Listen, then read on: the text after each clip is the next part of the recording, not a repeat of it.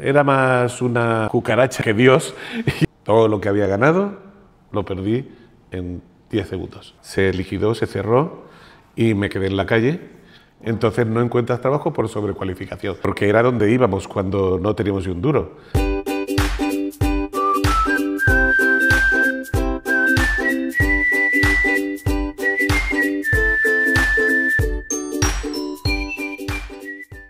Hola y bienvenidos al podcast El Mundo Profesional, el podcast donde hablamos con personas como tú y como yo para aprender un poquito más sobre su vida laboral y los aprendizajes que han hecho. Yo me llamo Elena Saldaña y hoy tenemos a un invitado muy especial, Salvador Moret. Bienvenido. Bien Muchas gracias por venir conmigo aquí al podcast, que además hoy estamos en un evento muy especial porque tenemos a público por primera vez en este podcast, que me da mucha vergüenza, pero que me hace mucha ilusión también poder compartirlo con vosotros. Así que bueno, yo conocí a Salva en un evento de emprendimiento en el que él era el facilitador y pensé, este tío es súper guay, me encantaría entrevistarlo y saber un poco más de cómo ha llegado a lo que ha llegado. Así que bueno, empezamos por que me cuentes un poquito sobre ti, quién eres, cómo te defines. Pues ¿quién soy yo? ¿Quién soy yo? Oh, por Dios, es una pregunta muy directa. Pues soy un tío al que le gusta aprender. Me he pasado mi vida aprendiendo, me encanta. Me encanta, estoy continuamente aprendiendo cosas, me divierte muchísimo y me gusta saber el porqué de las cosas. Más que aprender a hacer cosas, saber el porqué. ¿Y de dónde eres? ¿Qué haces en tu tiempo libre? Yo soy canario, de Las Palmas de Gran Canaria, y ejerzo como tal. Me explico. No todo el mundo tiene la suerte de nacer donde nací yo. Y sí, soy muy... En la puerta de mi casa hay una bandera de Canarias, algo así como de 1,5 metros, ¿vale? Por si la gente tenía dudas y estas cosas. Vivir en una isla te crea la opción de la insularidad. Y la insularidad es una cosa que te marca. Primero te marca con la tierra, te marca con el lugar, es decir, que formas parte del lugar. Luego tienes que tener en cuenta que nosotros para ir a cualquier lado teníamos que coger un avión, con lo cual estás, entre comillas, aislado, y te tienes, entre comillas, que autoabastecer. Pero por otro lado, lo que te da son muchas oportunidades para salir fuera de ahí. Y entonces hacer cosas fuera, vivir fuera y generar nuevas experiencias. Pero siempre se vuelve a casa. Qué bonito. ¿Y en tu tiempo libre qué te gusta hacer? Aparte de aprender. Viajar y comer. Y no por ese orden normalmente, pero las dos cosas. De hecho, no entiendo el viajar sin comer bien y me gusta conocer sitios diferentes, gente diferente. Me gusta involucrarme cuando voy de viaje, no ir a los típicos sitios de turista y tal, sino ir por mi cuenta y pelearme por ahí y tal y cual. Me encanta viajar y comer. Me encanta cocinar también. Hombre, es que si te gusta comer, una parte importante también es... Hombre, hay gente que le gusta solo comer y no cocinar, ¿eh? Que también hay... Pero mejor si los dos. Sí. Además me gusta cocinar con gente, me parece muy divertido. Qué guay, qué bonito. Bueno, pues yo te diría de empezar preguntándote qué querías ser tú de pequeño. Ups. Mira, quería ser empresario, quería montar una empresa. No sé de qué, no sé por qué, pero quería montar una empresa.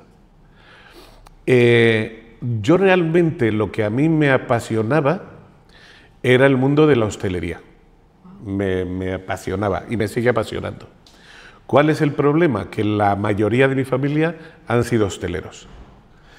Y por eso me encanta y por eso sé que es un mundo extremadamente sacrificado y extremadamente difícil de gestionar y de mantener. Y entonces yo creo que desde pequeño mi madre nos metió en la cabeza, a mi hermana y a mí, que cualquier cosa del mundo menos hostelería, ¿vale?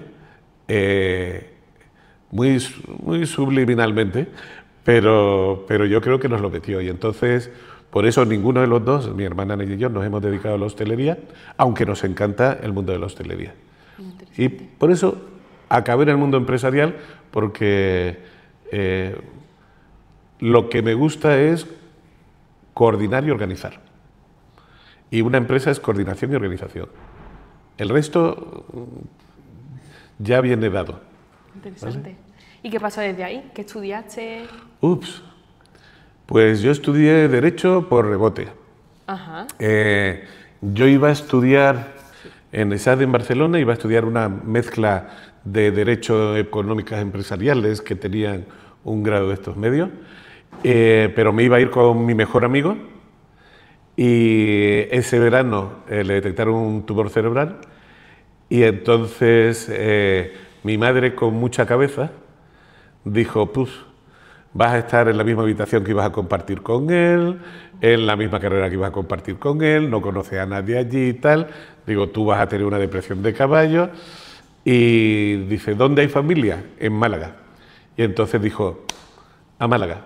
La carrera que quedaba a plaza era Derecho y acabé en Derecho. Qué fuerte, qué cambio. Totalmente. Wow. Me vino bien, ¿eh? Eso te iba a decir, ¿y te gustó? Mi madre era una mujer que tenía una sabiduría innata bastante buena. ¿Me gustó Derecho? No.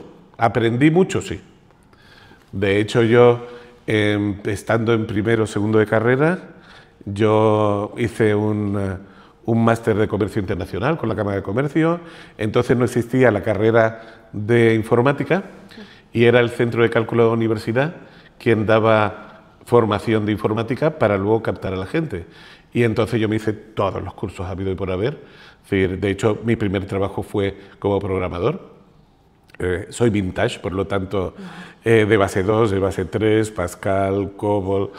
Me especialicé en hojas de cálculo. En aquel entonces la hoja de cálculo era Lotus 123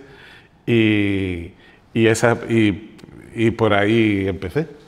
¿Y cómo fue el cambio de Derecho a programación? Porque, hombre... No, lo hicimos a la vez. ¿A la vez? Sí, sí. Luego en tercero de carrera me metí en empresariales. La pequeñita, la de 3 años. Joder. No la terminé, ¿eh? No. O sea, ¿no te has graduado de carrera? No terminé empresariales, porque estando en cuarto de carrera, finalizando cuarto de carrera, vinieron unos headhunters en Madrid y me captaron y me fui a trabajar a Madrid. ¿Y qué hiciste en Madrid? Pues en Madrid me contrató lo que entonces era Continente, hoy día Carrefour, y fui el jefe de compras junior de bebidas y bebidas alcohólicas, analcohólicas, aceite y azúcar. Un chaval con 23 años, 24 años, manejando miles de millones. Wow. ¿Y cómo fue esa experiencia? O sea, ¿te dio miedo? ¿Te gustó desde el principio? No, que me va a dar miedo. Yo era un gilipollas inconsciente. Sí, totalmente. O sea, yo con 22 años me creía el rey del mambo. O sea, wow. Estaba Dios y yo. Bueno, y porque le dejaba a Dios estar arriba. Vamos, y de coña. Tú te creías... Tú podías con todo, eres como cuando tienes 10 años, o sea, eres inmortal. Yo he hecho con 10 años cosas, me he caído, me he timbrado, me he de esto, que he dicho yo no estoy muerto de milagro. ¿Pero por qué? Porque con 10 años eres inmortal. Pues yo con 22 años era Dios. Entonces, miedo, ¿qué miedo? Ninguno. Al revés, todo lo contrario. No todo el mundo es así, ¿eh? No, luego, obviamente, el mundo te da leches y te pone en su sitio. Pero lo que tú piensas es eso. Wow. Es decir, al final, yo precisamente por lo del cambio de carrera y todo esto, yo tenía unas habilidades que no eran las habituales, es decir, yo conocía del mundo empresarial porque hice un máster de comercio internacional con la Cámara de Comercio, hice un máster en gestión de ventas también. Todo esto cuando estaba haciendo la carrera, informática, hablaba idiomas, y entonces, claro, tenías un perfil que era lo que estaban buscando las corporaciones entonces. Pero claro, la gente salía de la carrera con una mano delante y otra detrás. Y entonces, por eso acabé allí. Wow. Una primera experiencia laboral donde aprendí, bueno, lo indecible, pero también donde descubrí que era más una cucaracha que Dios. ¿Por qué? Porque sí, porque cuando tienes esa edad haces muchas tonterías. Te crees que nadie sabe hacer nada mejor que tú todo lo haces bien y que por tanto todo te tiene que ir bien en la vida. ¿Por qué? Porque te lo mereces. Pero eso es, cuando tienes esa edad, es lo que ocurre, es decir, en muchos de los casos. Entonces, la vida acaba dándote leches y descubriendo que ni eres el rey del mambo, ni siempre tienes razón, y que hay mucha más gente, mucho más inteligente que tú en el mundo, y que no puedes no puedes ser arrogante en la vida ni ir de prepotente en la vida, porque la vida no funciona así.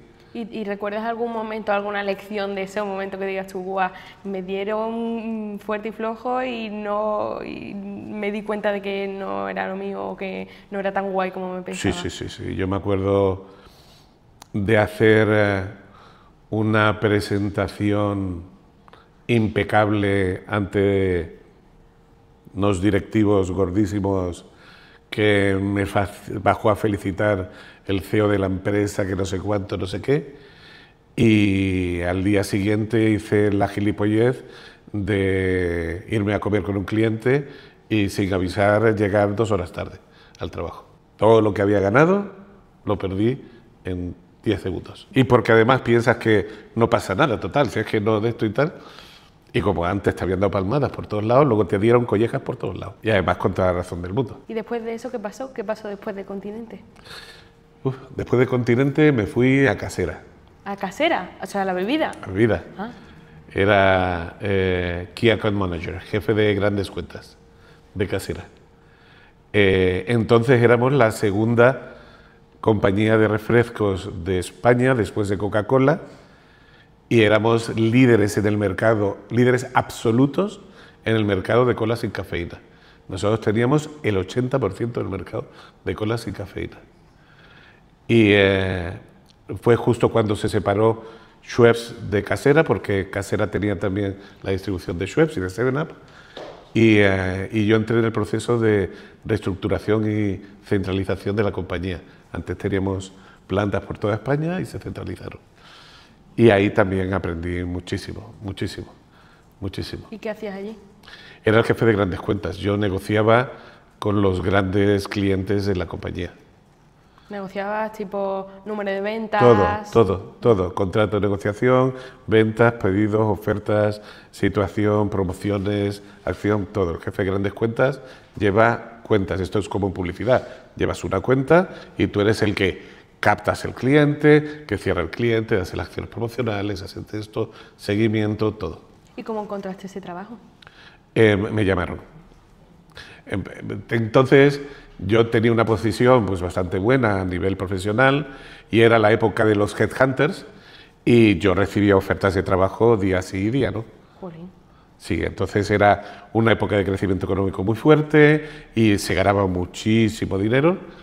Y que también lo tiré todo, no, esa es otra cosa. Se ganaba muchísimo dinero y te venían a captar a ti. Eso era lo más normal. ¿Qué año estamos hablando más o menos? O sea, antes de los 2000, ¿no? Sí, claro. Ah, vale. Estamos hablando, pues, sí, 80 y pico, 90. Por las entrevistas que he hecho era una buena época, sí. Época no tenías que andar como muy ahora. Buena, una época muy buena. ¿Eso qué vino después de la Casera? Yo es que he trabajado en muchos sectores. Sí. Luego trabajé en alimentación parenteral, en alimentación infantil, una empresa llamada Nutricia. Luego de ahí pasé una época mala porque vino la crisis y entonces la división que yo trabajaba se liquidó, se cerró y me quedé en la calle y tardé mucho tiempo en encontrar trabajo. Sí. Sí, porque pasas al límite de estar sobrecualificado. ¿En serio? En serio. Entonces, claro, yo venía de un rango salarial muy alto, de trabajar en puestos muy grandes, y entonces nadie te quería contratar en puestos más pequeños, porque decía, vas a venir y en cuanto encuentres tu puesto mejor, te vas a ir. Entonces no encuentras trabajo por sobrecualificación, que esa es otra de las leches que te da la vida. Wow. Y se pasa mal porque no encuentras. Yo he llegado a falsificar currículums y quitarme sitios donde he estado y cosas de estas para que te intentaran contratar. Qué horror. Claro, tú pasas todas las entrevistas vistas y por haber, en la última te cascan porque dicen que estás sobrecualificado. ¿Y cómo saliste de ahí? Pues trabajando, yo he trabajado de todo ahí. Yo he puesto copas en bares, yo he hecho venta de multipropiedad, menos quedarme en mi casa, de todo. O sea, tú estabas buscando un trabajo de lo tuyo, pero mientras tanto Trabajé en todo lo que pillé. ¿Y durante cuánto tiempo fue eso? Pues fueron un par de años, ¿eh? Wow. Sí, fueron años duros. ¿Y vas a muchas entrevistas? Muchísimas. ¿Y cómo se gestiona Sobrecualificado. ¿Cómo? Pues con filosofía y trabajándolo. Me parece durísimo. No, vamos, es tan duro, tan menos duro como tú lo quieras ver. Lo que tienes es que trabajar. Entonces, ¿trabajas en qué? En lo que pillas. ¿Te explotan? No te cuento lo que te explotan. Te explotan, pues todo lo que te explotan. Te explotan tu necesidad, porque claro, tú tienes tu casa, tu vida, tu de esto, y tú tienes que seguir. Pero, oye, que no todos los trabajos son dignos. No hay que avergonzarse de ningún trabajo. Yo recuerdo uno que me dijo, joder, pero es que te van a ver detrás de la barra de un bar. Y digo yo, ¿y? Digo, ¿estoy matando a alguien? No, pues ya está. ¿Y tuviste que cambiar tu estilo de vida? Sí, totalmente. Hombre, cuando estás en esa situación, vas a comprar contando cuánto te estás gastando y cuánto te puede gastar y cuánto no te puede gastar. Mi mujer odia los supermercados Día porque era donde íbamos cuando no teníamos ni un duro. Día ahora es un supermercado normal, antes era un supermercado descuento. Ahí solo había mercancía en palets, súper barata, 3 marcas, no te daban ni bolsa de esto, ahora no te dan en ningún lado, pero entonces no te daban porque no daban. Y vas a la pela. ¿Y tenían niños por entonces? No, yo gracias a Dios no tengo niños, ni buenos ni malos no tengo. Tengo sobrinos que es lo mismo, te explotan igual, pero no eres su padre, luego se lo quedan sus padres. Y se pasa mal, se pasa muy mal. Yo me acuerdo que entonces escribí un diario de todo lo que pasaba todos los días y para que cuando volviera a estar en buena posición, si me volvía idiota como cuando era joven, leerlo, para recordar, porque las personas tenemos una habilidad tremenda para olvidar lo que no queremos recordar. Pero bueno, fue una experiencia, otra forma, yo qué sé, pues descubres que solo poderte comprar una Coca-Cola cada 15 días, la Coca-Cola sabe mejor, ¿sabes? O que, pues cosas de esas. Hay que aprender, en la vida hay que aprender a vivir con mucho, con poco, con nada, otra vez con mucho. En cada momento hay que aprender a vivir con lo que se tiene. Y lo que hay es que disfrutar de lo que tienes. Es decir, tú tampoco puedes vivir porque no tienes dinero en Dios mío, no puedo hacer nada. No, sin dinero se pueden hacer muchas cosas. ¿Que no son las cosas que me gustaría hacer? Sí, pero yo no he visto más exposiciones gratuitas en mi vida que cuando no tenía un duro. Yo no he andado más en los parques que cuando no tenía un duro. Es otra forma. Qué interesante. ¿Y cuál fue tu primer trabajo entonces de reincorporarte a lo que tú estabas haciendo? De una guantada sin mano volví para salvar los muebles, decidí montar la empresa donde a mí me gustaría trabajar. Uno de los problemas que tenemos en la empresa soy yo, mucho más lista que yo.